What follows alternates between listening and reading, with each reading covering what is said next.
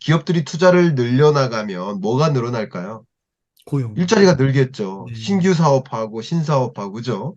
그럼 일자리가 늘면 고용 부분이 개선된다. 그럼 고용 부분이 개선되면 뭐가 늘어날까요? 소득 수준이 늘어나겠죠. 그 나라 경제의 소득 수준이 늘어날 겁니다. 고용이 침체되면 소득 수준이 더 떨어지겠죠. 그러니까 일자리가 많이 늘어나면 아마도 여러분들도 이직하기가 더 좋아지죠. 더 좋은 연봉에. 그런 면도 소득 수준이 개선되고 100명이 일자리를 갖고 있다가 200명이 일자리를 갖게 된다. 취업자가 된다. 그러면 200명의 평균 소득은 늘어나는 거죠. 그 소득이 늘어나는 거예요, 그 나라에. 소득이 늘어날 때 우리 웅달님 뭐 하고 싶어지세요? 집 사고 싶어요. 집 사고 싶고 또 소득 늘 때 뭐 하고 싶어져요? 차도 옷도 사고 사고 싶어요. 싶고 여행도 가고 싶고 다 뭡니까 이게? 이게 네. 다 소비죠, 경제학에서는. 네. 소비가 늘어나는 거예요. 소득이 늘어날 때. 소비는 소득의 함수인 거예요. 그럼 소비가 늘어난다 그러면 기업들은 아파트 더 짓고 그리고 옷 더 많이 만들고 여행 서비스 상품 더 많이 만들고 그렇게 하면서 투자를 더 늘리지 않겠습니까? 그게 뭐예요? 이걸 경제의 선순환 구조라고 하죠. 근데 경제의 선순환 구조가 깨졌을 때 어떻게 하는 겁니까? 금리를 인위적으로라도 급격히 인하해서 선순환하게 만드는 거죠. 결국 고용 부분은 경제의 선순환이 이루어지고 있는가 아닌가를 확인하기 위한 굉장히 중요한 지표고 음, 결국 추가적으로 고용 부분이 개선되지 않으면 금리를 인상할 수가 없는 거예요. 고용 충격이 오면 금리를 마음 놓고 인상할 수가 없는 거예요. 이런 아, 경제의 선순환 관계라는 관점에서 그렇게 설명드리고 또 한 가지를 설명드리겠습니다. 굉장히 유명한 이 통화 정책의 원칙인데요. 우리는 에반스 룰이라고 합니다. 이 에반스 룰이 이렇게 보시는 것처럼 찰스 에반스에 의해서 만들어진 원칙이다라는 표현인데 가볍게만 설명드리면 근데 이때랑 지금은 이제 시점적으로 많이 달라요. 이때는 금리를 보시는 것 자 한번 설명드려 볼게요. 실업률이라는 것이 그래도 6.5 밑으로 떨어지게 유지를 해야 된다. 통화 정책의 컨셉이. 그리고 또 뭐예요? 2.5%의 물가 상승률만큼은 만들어야 된다. 너무 낮은 물가일 때를 고민하는 겁니다. 그렇기 때문에 너무 낮은 물가니까 낮은 물가 상황 하에서 물가를 적정하게 올려야 된다. 2% 수준 혹은 2.5% 이상으로 올려야 된다. 그런 관점에서 이 에반스 룰이라는 게 있는 겁니다. 이해 가시죠? 결과적으로 이 6.5% 미만의 실업률을 유지시켜야 된다. 고용 부문을. 고용을 너무 해치면 안 된다. 또 물가도 적정한 물가를 맞춰야 된다라는 이 통화 정책의 원칙을 제시했었던 거예요. 근데 그때 이 원칙과 지금은 좀 다릅니다. 그때는 언제까지 낮은 금리를 유지해야 되나 뭐 이런 종류의 고민이었기 때문에 지금 상황에 맞게 제가 한번 재해석해서 설명을 드려볼게요. 자, 2.5% 물론 2%로 바꿔도 됩니다만 이 물가가 2.5%를 초과하면 고물가죠. 네. 이때는 고물가예요. 그리고 실업률이 6.5%를 초과하면 고용 부진이죠. 네. 근데 6.5%를 밑돌면 그래도 고용이 괜찮은 거예요. 특히 4% 수준이다 그러면 완전 고용인 거예요. 자, 그러면 이렇게 고물가이고 완전 고용일 때는 마음 놓고 금리 인상을 할 수 있는 거죠. 물가를 잡기 위해서. 그러실 것 같아요. 그렇죠. 네. 반대로 저물가이고 고용 부진이에요. 어, 그러면 저물가를 적정 물가 2.5% 위로 끌어올리기 위해서는 금리를 내려야 돼. 인하해야 된다는 거. 고용도 회복시켜야 되니까. 그래 이런 때는 확실해집니다. 근데 고물가인데 고용이 부진해요. 음, 그럼 마음 놓고 금리 인상을 할 수 있을까요? 아, 그러네요. 그 음, 애매한 구간인 거예요. 음, 됐죠? 여기도 마찬가지. 이때는 저물가이고 완전 고용이니까 물가를 어느 정도 올리기 위해서, 적당한 물가를 올리기 위해서 금리를 떨어뜨릴 수 있어요. 근데 완전 고용이니까 이 고용 부분은 신경 안 써도 돼요. 이때는 네. 금리 인을 인하해야 돼.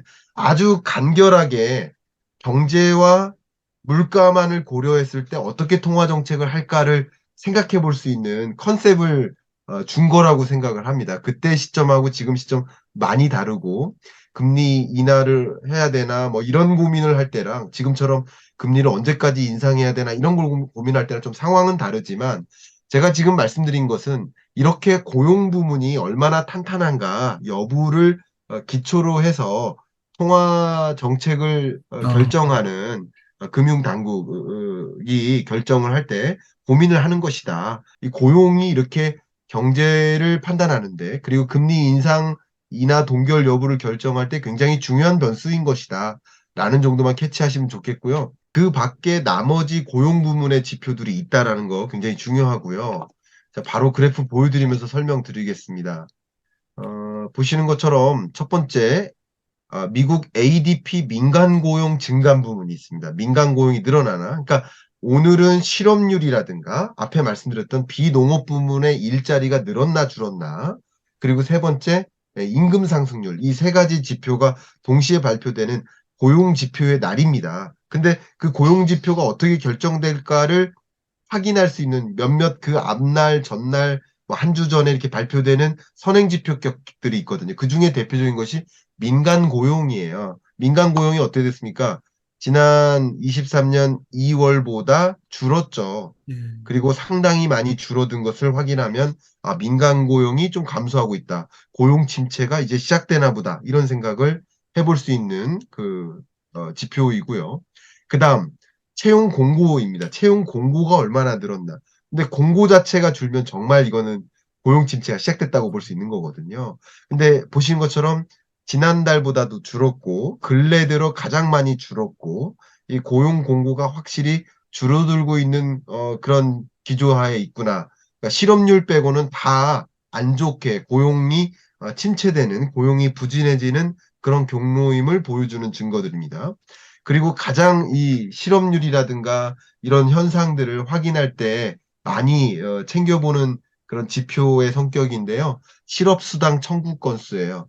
근데 보시는 것처럼 실업수당 청구 건수가 높게 유지되고 있죠. 물론 이때보다는 줄었지만, 자, 이거는 비교할 때 주당이에요, 주당. 매 주당 발표됩니다. 청구 건수가. 그러니까 선행지표로 좋죠. 그러니까 이것을 비교할 때는 지난 주랑 비교하면 안 되고요. 보신 것처럼 3월 달, 2월 달은 이렇죠. 덩어리 4개. 예, 1월 달은 이렇죠. 근데 1월 달과 2월 달과 3월 달을 비교해 보면 네, 실업수당 청구 건수를 4주치를 더한다고 생각해 보면 레벨업이 계속되죠. 그러니까 네, 실업수당 청구가 많아지고 있다. 그럼 실업자가 많아지는구나. 음, 이렇게 생각해 볼 수 있죠. 이렇게 여러 가지 고용 지표를 통해서 여러분들이 고용이 부진해지는구나라는 것을 확인해 볼 수 있고 어쩌면 오늘 발표된 이 고용 지표를 먼저 전망해 볼 수도 있는 거예요. 이런 것들을 가지고. 그러니까 어쨌든 전반적으로 실업률 지표 빼고는 전반적으로 많은 지표들이 좀 부진하다. 여러분들이 예를 들어서 소개팅을 해요. 근데 남자를 만나는데 남자가 좋은지 나쁜지를 이제 확인해. 결과적으로 좋은 남자인지 나쁜 남자인지 이걸 확인할 때 뭐 예를 들어서 키도 봐야 되고 얼굴도 잘생겼나도 봐야 되고 뭐 여러 가지들을 보잖아요. 그러니까 여러 가지를 보면서 좋은 남자인지 나쁜 남자인지 확인하는 것처럼 미국의 고용 상황이 어떤지를 확인하기 네. 위해서 여러 가지 지표들을 보는데 단순히 실업률만 가지고 판단하는 것은 아니다. 이렇게 이해하시면 좀 더 도움이 되지 않을까 생각됩니다. 아, 네. 그 교수님께서 그동안 말씀해 주셨던 대로 이 네. 고용 시장이 좀 뒤늦게 안 좋아진다고 말씀을 하셨었잖아요. 네. 그러면 그것이 조금씩 그대로 나타나는 현상으로 봐도 될까요? 네. 그동안 말씀드린 것처럼 특히 22년 말 그리고 23년 1월, 2월 그때까지만 해도 경제가 탄탄하다. 왜냐하면 고용이 부진하지 않다. 이런 이야기를 많이 했었거든요. 근데 저는 뭐라고 말씀드렸냐면 경기 침체가 나타나는 그런 현상 속에서 원래 고용은 경기 후행적 변수기 아, 때문에 뒤늦게 고용 침체가 나타날 것이다. 계속 말씀드렸죠. 예를 들어서 오늘도 삼성전자가 생산 용량을 줄이기로 결정했어요. 그럼 네. 신규 설비 투자를 줄인다는 얘기예요. 그럼 어, 일자리가 더 늘어날까 줄어들까? 줄어드는, 후행적으로 줄어드는 거야. 음, 반도체 경기가 안 좋으면 버티다 못해서 해고도 일고요. 또 이게 고용 침체가 어떻게 나타나면 왜 이렇게 천천히 나타나냐면 여러분 희망퇴직을 받잖아요. 그럼 희망퇴직 권고를 해요. 그러면 한 달간 모집을 해요. 그럼 나 희망퇴직 받을래요. 그럼 실제 취업자가 퇴직자가 될 때는 상당한 시간이 걸리지 않겠습니까? 네. 그렇게 경기 후행적인 거라고 제가 강조해서 말씀드리고요. 또 보통의 이 고용 침체는 어떻게 나타나냐면 자연적 퇴직자가 발생하잖아요. 뭐, 예를 들어 나이가 되거나 했을 때, 계약 기간이 종료되거나, 그럴 때 추가적인 고용을 안 하는 방식이 고용 침체인 거예요. 음, 경기 후행적인 거예요. 적극적으로 해고를 하는 것도 있겠지만, 그런 거 말고는 경제 위기 때 해고인 거고요. 경제 위기가 아니라 경기 침체 국면일 때는 자연적 실업자가 발생할 때, 퇴직자가 발생할 때 추가적인 고용을 안 하는 방식. 이런 방식으로 해고가 일어나기 때문에 해고라고 보기보다는 실업자가 발생하는 거이기 때문에 경기 후행적이다. 경기 침체가 먼저 오고 후행적으로 고용 침체가 오는 것이다. 이 말씀을 드리는데 자, 한번 그래프를 통해서 또 설명드려보도록 하겠습니다. 미국 고용 전망이에요. 먼저 민간 고용 증감 부분의 전망은 민간 고용이 지금까지는 이런 흐름으로 나타났죠. 계속 줄고 있죠. 그러나 앞으로 더 줄어들 것이다. 라고 설명했고요. 네. 심지어 24년 상반기에는 경기가 나름 반등할 거라고 생각했지만 후행적이기 때문에 고용 침체는 더 추가적으로 나타나는. 음, 왜냐하면 예를 들어 작년까지 경기 침체가 왔어요. 여러분 생각해 보세요. 그러면 경기 침체가 언제까지 지속될지 모르니까 반짝 반등한다고 또 적극적으로 채용 공고를 합니까? 아, 역시 채용도 경기 후행적이고. 네. 이해하시죠? 그렇게 받아들이시면 또 도움이 돼요. 뭐든지 고용은 경기 후행적이고 보수적이고 소극적인 거예요. 음, 자, 실업수당 청구 건수도 당분간은 계속 늘어날 것이다. 그죠? 23년 중반, 중하반까지도 당분간은 실업수당 청구 건수가 늘어날 것이다. 이렇게 전망되죠.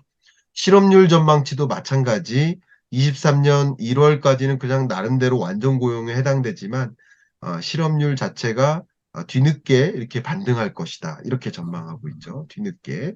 실업률 자체는 뒤늦게 반등합니다. 나중에 제 실업률의 개념을 추가적으로 설명드릴게요.